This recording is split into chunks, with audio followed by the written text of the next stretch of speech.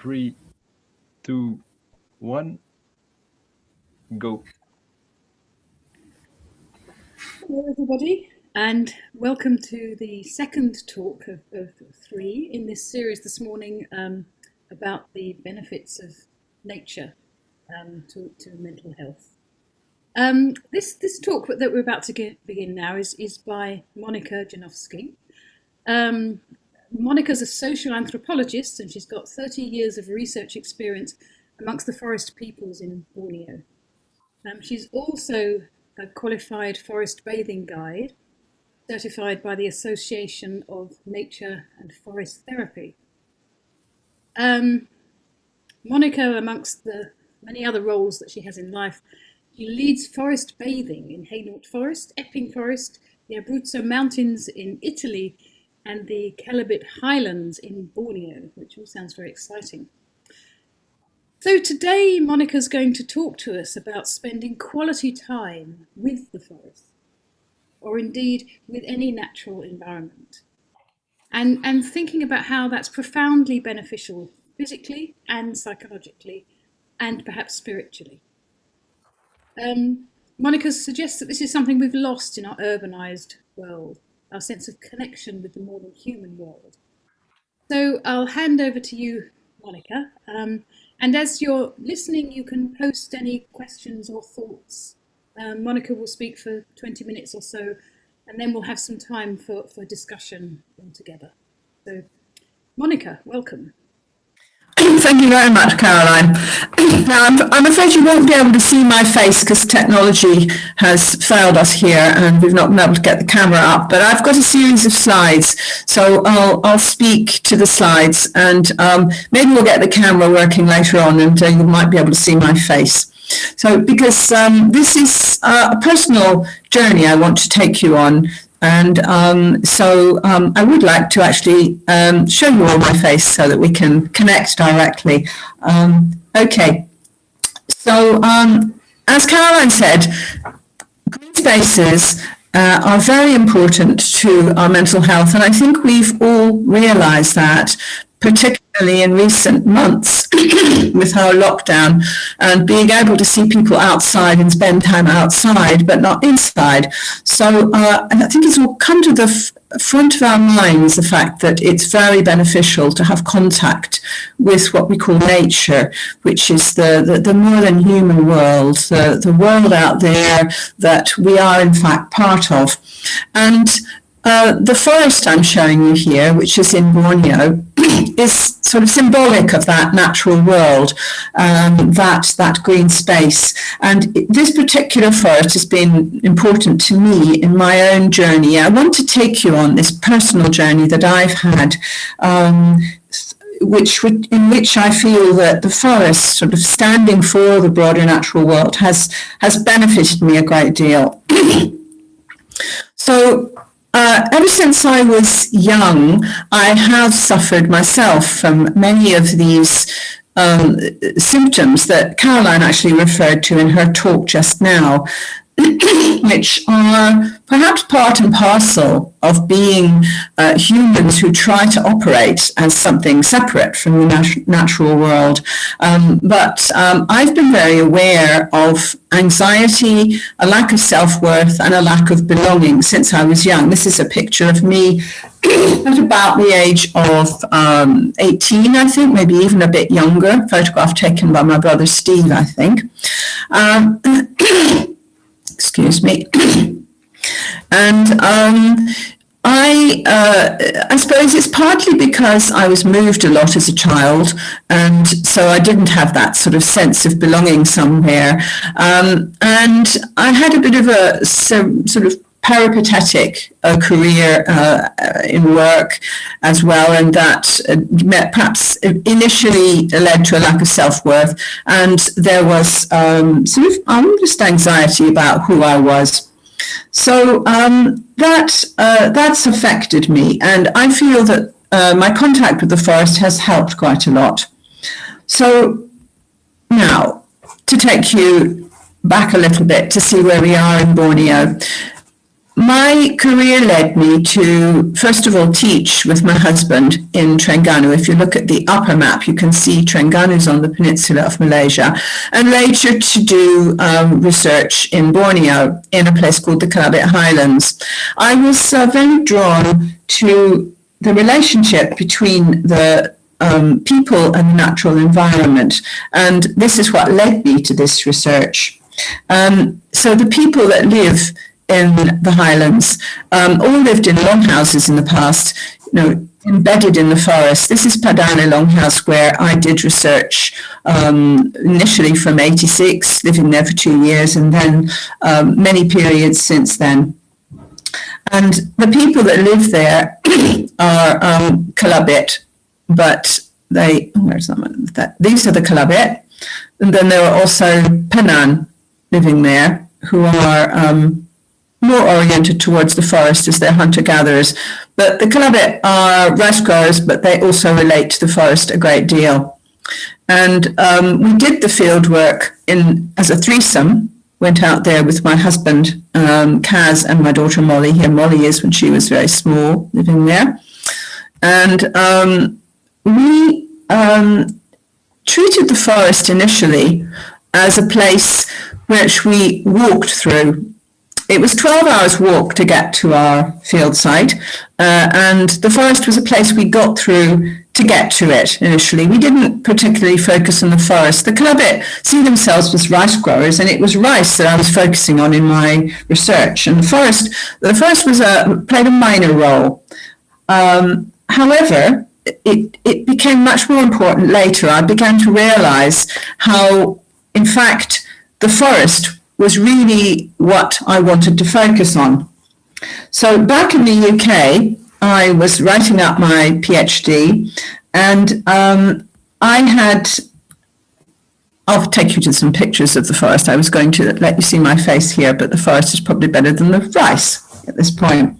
So back in the UK, I wrote up my PhD, but I found myself feeling rather in crisis, really not sure where I belonged, what I was doing. PhDs are difficult things to write up. A lot of people go through difficult periods, but I had a particularly difficult one, and I had a difficult viva, although I passed.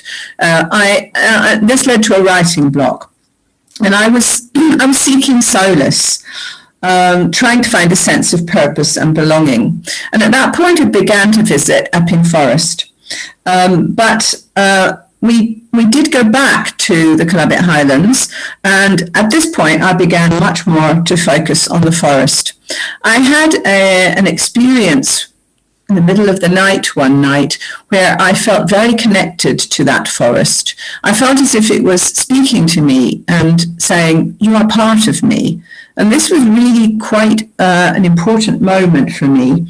It led me to think back to another experience that myself and my husband had in Fraser's Hill in the peninsula of Malaysia, where we went out at night once and we saw luminous fungi, and we felt very, very connected. That was a very numinous experience. This too was a numinous experience, and it led me to focus much more on the forest, to realize how important the forest is to the people of the Highlands and also to me. And so I began writing, and this was the first publication of any significance that I had. And this was a catalogue on and a discussion of the collection that I made of forest artefacts during my first period of fieldwork in the Highlands. This was published in 1990, and it looked at not just at the material importance, but the spiritual importance, the social and spiritual importance of the forest to the people of the Highlands. This was well received by the Kelabit people, and this really helped me to build my own self-esteem, to build my sense of belonging in the world, and that I mattered. Now, and while we were there, actually, during our first period, my husband focused much more on the forest. He spent most of his days there, and he took many beautiful photographs, and these are some of them.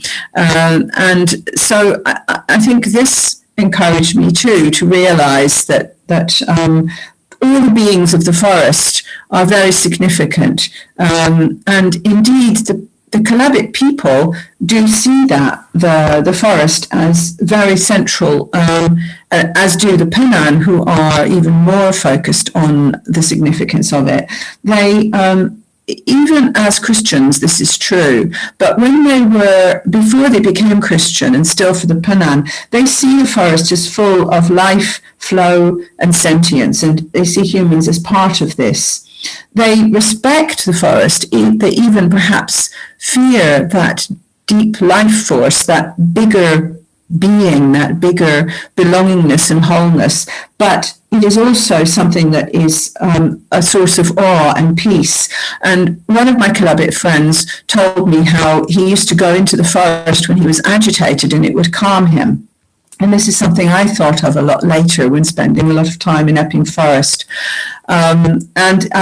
Even as Christians, the Kalabit spend, I think I've got a photograph of this next actually, spend a lot of time in the forest praying. Let me see, this is not moving. There we go. So they go up on top of mountains and pray on mountains. And when someone is unwell, the bottom picture is of someone who is believed to have been possessed by a spirit, which they call Satan now. And they took him into the forest and prayed there for his healing. So the forest is something that's significant to them even as Christians.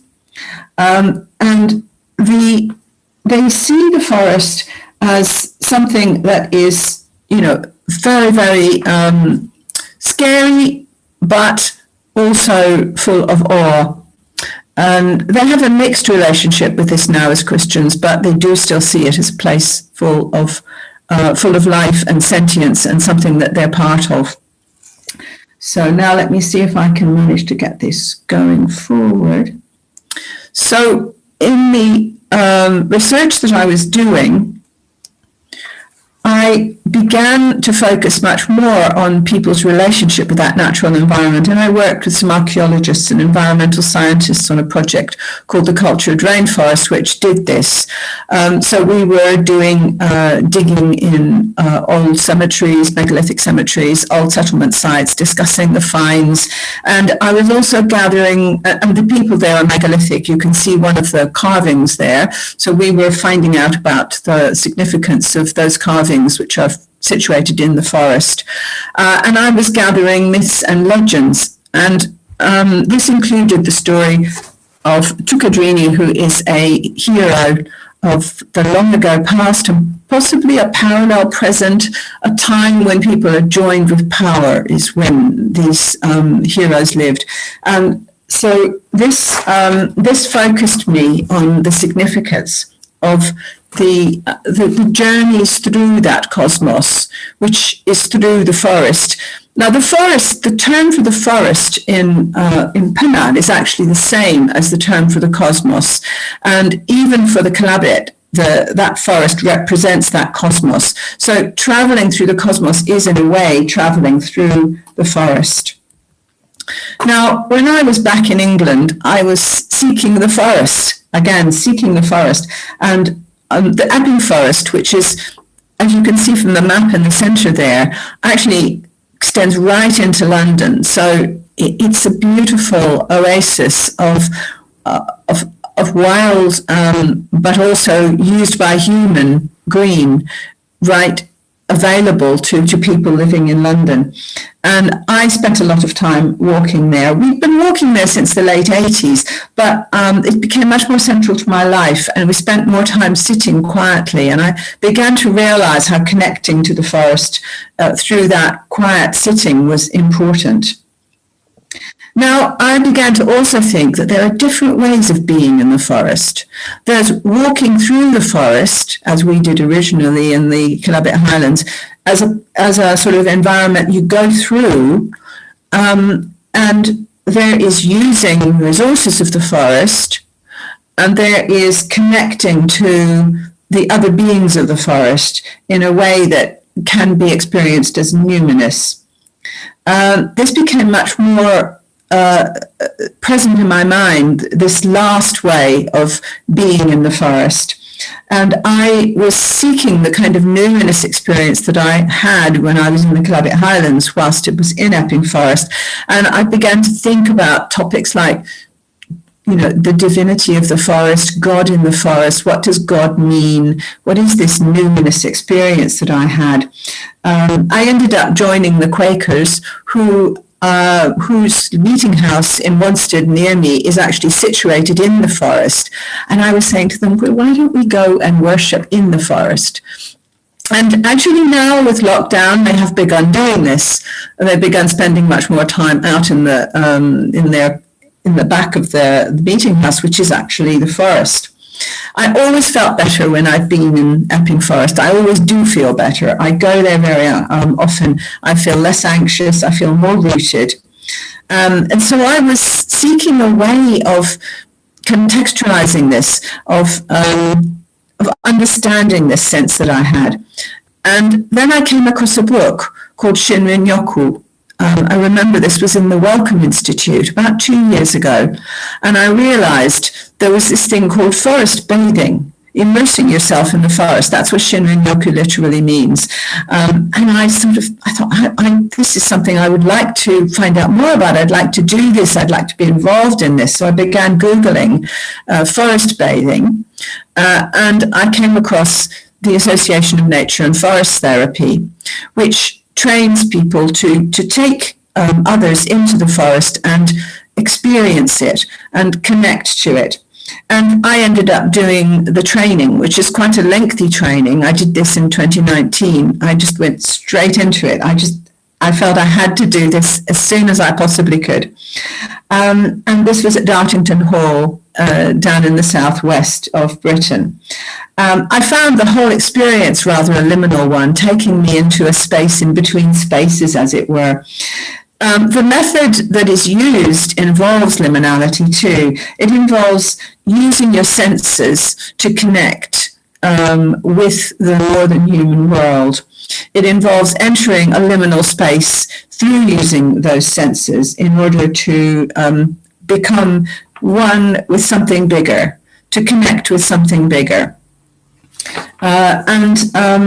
While it is not explicitly designed to help people who have mental health problems, I think it is designed to help all of us who have some level of mental health problems, because we are not so connected with the more than human world. And in Japan, a great deal of research has been done into the benefits of forest bathing. In fact, they treat it as a medical matter. So they look into the way in which all the emanations of the plants affect you physically, how your immune system is improved, and all the physical benefits that come from spending time in the forest. And there are centers for forest bathing throughout Japan. However, because Japan is a Shinto culture, there is certainly a spiritual grounding to this too. It's not really just a medical or physical matter. And so I want to show you some photographs from the walks that I've been taking people on. This is the last walk that I did in October. I've been doing walks in Hainault Forest and Epping Forest here in Britain. So you use all of your senses, both your physical senses and your imaginal senses, in the sense that you can reach out and use senses which allow you to know where you are in the world and to perceive what is beyond your physical senses. So here we have one of the people that came on my walk using the sense of smell. And here she is again smelling a tree. It is astonishing how the use of these senses opens you up. So what the method involves is giving people invitations to use certain senses, to focus on those senses for 15 or 20 minutes. And a series of invitations involves using different senses. Then we have another participant I think he was using multiple senses here, because the invitation that you give usually focuses on one, but you make it clear that people can use other senses too. And he found this, which he treated rather as a mask. So he was using his imaginal sense as well as his physical senses to react to this piece of wood. And here is the group of participants discussing the things that they brought back, because the method also involves regularly coming into a group and talking about what you have noticed in your use of your senses. And there are sit spots involved too, so some of the invitations involve simply being in a place, either simply being or with an encouragement or an invitation to use a certain sense while in that sit spot.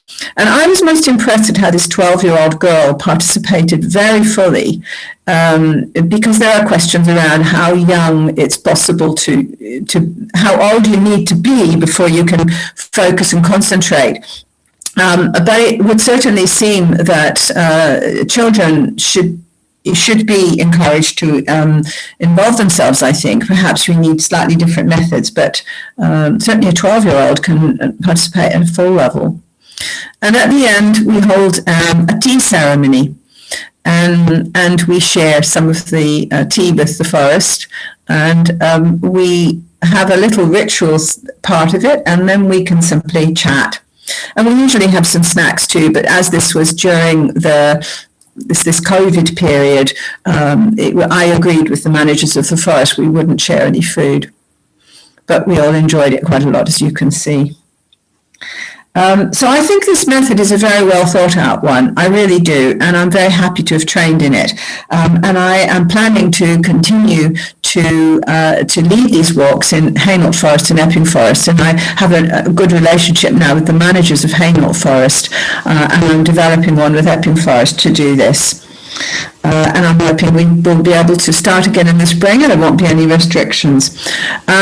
Now, I want to just take you to a couple of the other places where I'm planning to do walks. This is the Abruzzo Mountains in central Italy. I spent 2 years as a child in Italy, part of my wanderings around the world with my parents, and I learned to speak Italian, and I feel very at home in Italy, and I have yearned to spend time there. And I've been yearning to spend time in the forest, so I'm very happy to say that we are buying this little house here, and that my brother also has a house nearby, and we're planning to offer forest bathing walks, gathering in the forest, and gathering foods in the forest as a separate activity, and cooking and eating local foods together.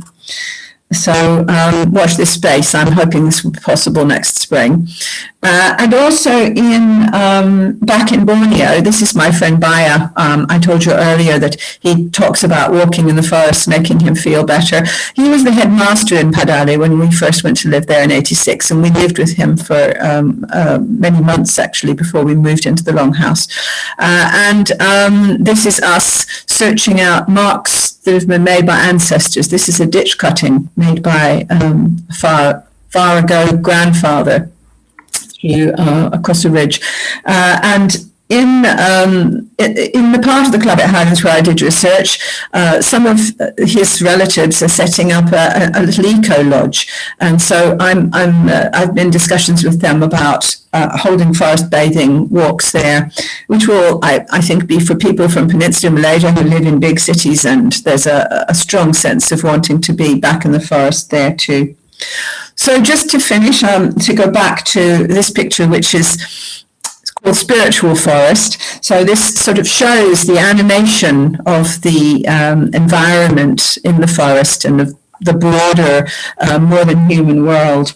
So the forest fascinates us, it scares us, but it also awes us.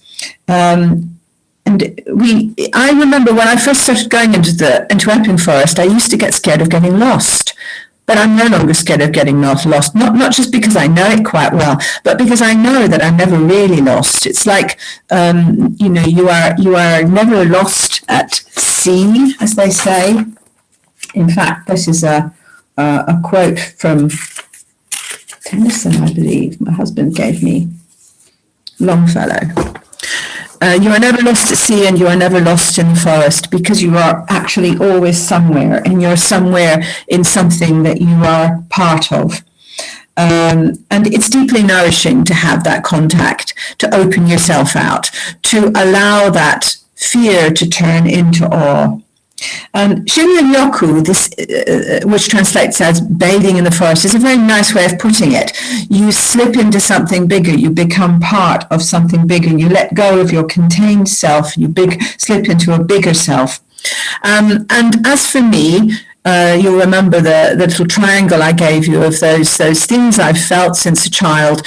I do feel I'm on a journey to healing through my exposure to the modern human world and to the forest specifically.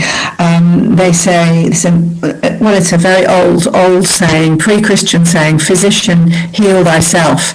So I think that applies to me. I think that as someone taking people into the forest to show them how to open their senses, it's something that I need to have experienced and to be experiencing myself, and to say to others, look, this has helped me, and I think it is something you probably need to think of it helping you too. So physician, heal thyself. Perhaps I could also end with physician, find thyself, find my place in the world, find the ways in which I can matter. Caroline was saying earlier, all matter matters. We all matter. We all have something we can offer, and we need to find that. So I hope that showing people this forest that has helped me will help me to find myself, and helping other people to find themselves. So thank you. Thank you, Monica. Shall we? Are you going to stop sharing the screen so we can see you? Well, I can try, but we didn't manage to do. I'll try that now. No, we were trying to earlier to. I still don't have son-in-law back to help me to start video. No, I'm afraid that it isn't working. What can you see on your screen now, Caroline?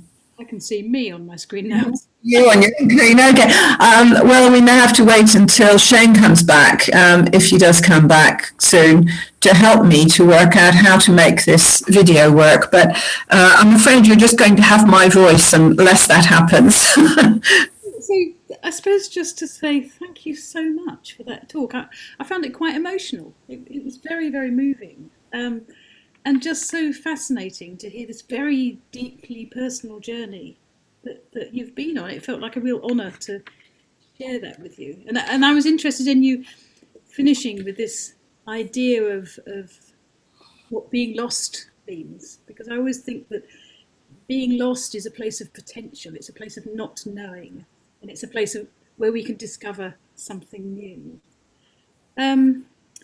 Yeah, and I'm going to be one of the first to book onto one of your forest bathing events in Italy, I think. Well, it would be lovely to see you, Caroline.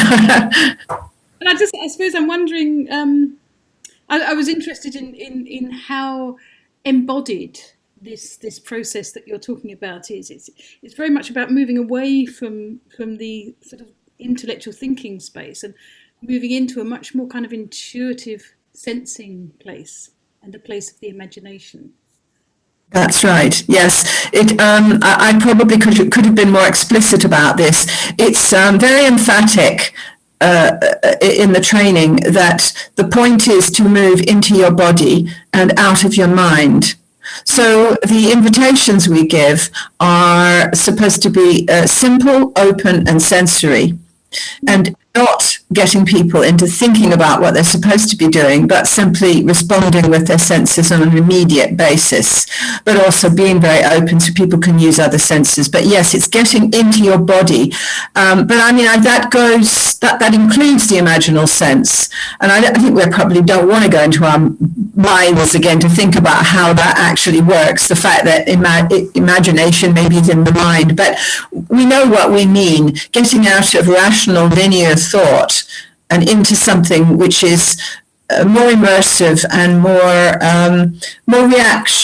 of a reaction to whatever happens. To go back to what you were saying in your talk, Caroline, and what we were talking about, to just respond to whatever happens, to be open to what it throws at you, what the world throws at you. Yes, I suppose I'd like to hear a sort of little. What I was fascinated. So I'm jumping from one thing to another. I've got so many thoughts in my head. You're sort of over in Borneo in a very different culture, and this idea of the sort of 12-hour walk through the forest, which shifts in your experience from a place that you walk through to a place of experience, a place that is really meaningful. But the very different culture that you were in, and I love the way you sort of brought that back into Epping Forest, that actually, we have these places on our doorsteps. We don't need to fly to the other side of the world in order to find a forest. But I suppose I was interested really in terms of what that adjustment was like from, living in a culture that maybe thinks very differently and has a very different relationship with this forest, and they're returning to this Western culture. Yes. I had come to realize more and more how the forest out there is what we call the cultured rainforest in the project that we did. In other words, humans are part of it. So it isn't an other.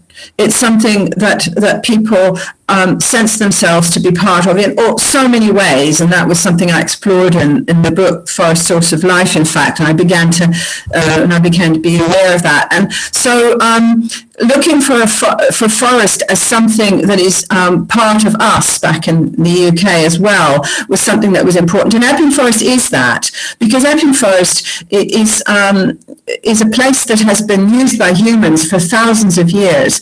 So as far as I know, it's never been cut down, but it's been changed and used. So you have this very strong sense of being part of it. You see so many marks of human activity. You see pollarding and coppicing. You see ditches. You see so many things, so many evidences. And it's really parallel in many ways to what I was finding in Borneo in the research we were doing into the ways in which people relate to that environment. So there was that.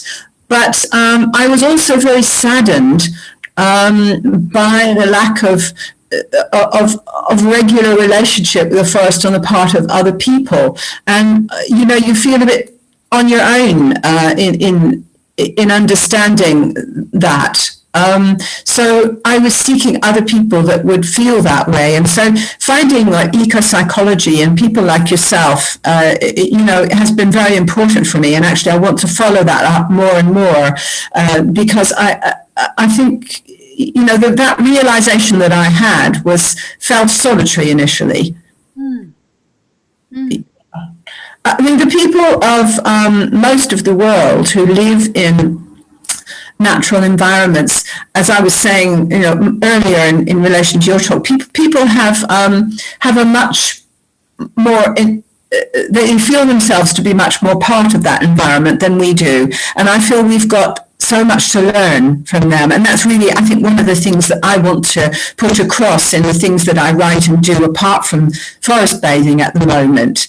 To get people to understand we have so much to learn from other people's cultures who live in those environments, the ways that they do feel themselves part of that environment, and the way they are nourished spiritually and psychologically by those environments, and we can be too. Yes. I suppose I was also interested when you were saying about, how young can people be in order to have the concentration to do this? And actually, I was thinking that young children do it very naturally. There are lots of kind of forest schools and things where preschool children will just run into the forest and they will just relate to the forest in a very kind of sensory way. And maybe that's something that we're trying to get back to. Yes, it is. And the childlike way of relating to nature is also something that ANFT explicitly focuses on. So it is a childlike thing. On the other hand, the method that is used, because it involves being still for a while, is is not always adapted to very small children. I think perhaps we need to adapt the methods to children. Although maybe, as you say, as children do it naturally, perhaps we just need to ensure they keep doing it and simply take children into nature and not try to direct them in any way at all to use their senses, because they will use their senses. Yeah, forest schools are probably adequate. We don't really need specific methods, maybe. Yeah.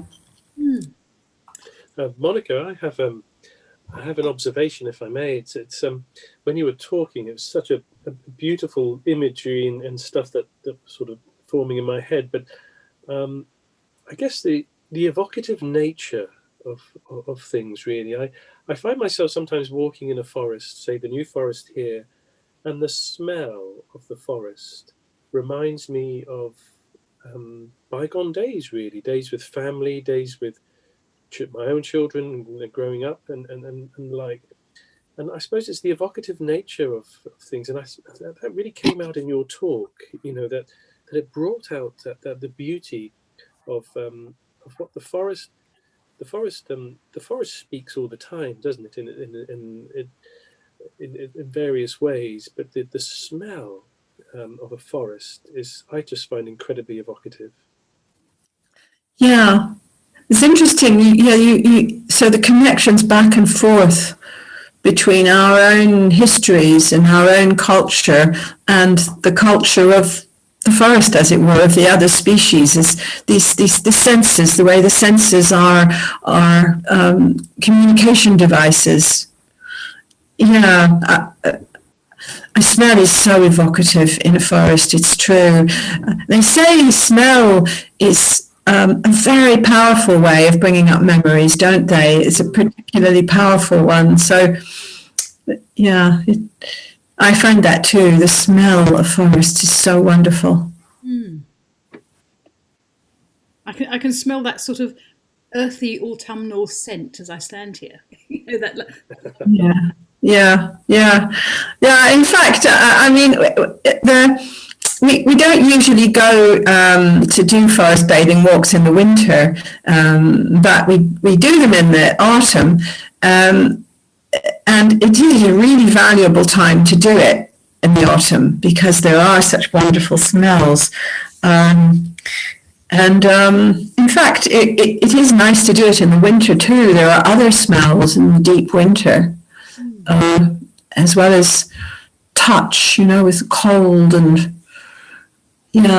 other senses come to the fore. So different senses seem to be at the fore at different seasons, and it is really nice to do walks throughout the year. The tea ceremony is a little difficult when it gets cold, and also sometimes people get cold if they are still for too long. So I think perhaps I might try to work to adapt a little bit so that it's possible to do it in colder environments, because it is a pity to miss out on the colder times of year. But you have to take into account people not being able to easily sit on the ground in the cold, and it's damp, it's cold, and being still for too long is difficult. I think some adaptation is in order actually to enable that. But I think most guides tend to take people out in the spring and summer more because it's easier. Oh, and I have that lovely picture of the kind of luminosity of the forest in Borneo. And I suppose I was making a connection also with the glowworms that I referred to in my talk as well. These wonderful kind of surprising gifts that arise when we just yield to what's there. Yeah, there is so much in the forest in Borneo. When you're in Epping Forest, there are many, many living things around, but in the rainforest, there are hundreds more. There's so much around you, and you could you could be hit by any of them, as it were, invited, to use Dominic's phrase earlier, invited by any of them. So I was thinking we give invitations to people coming along to use their senses, but we have invitations coming in from the outside world, and so many of them in the rainforest. It's overwhelming, the sense of life, the presence of life, innumerable forms of life. It is really astonishing. Okay, well, we're sort of coming to the end. If there aren't any more comments, I can't see further comments down here. Did we get some comments? Because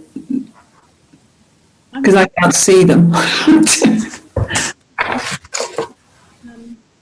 Yeah, but I just, I think we've been really inspired by how you've been talking and how you've sort of enlivened the process for us with your wonderful pictures and your lovely stories and your kind of deeply personal narrative that you've brought to us. Thank you, Caroline. Thank you. Thank you, Monica. Thank you. And we're looking forward to Dominic's talk, which will be at 10 o'clock. If you'd like to, Remy, are you going to post the link?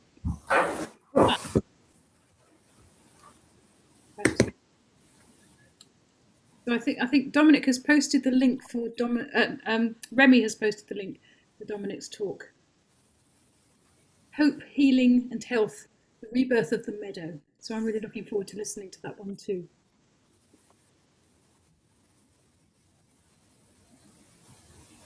So thank you. Thank you.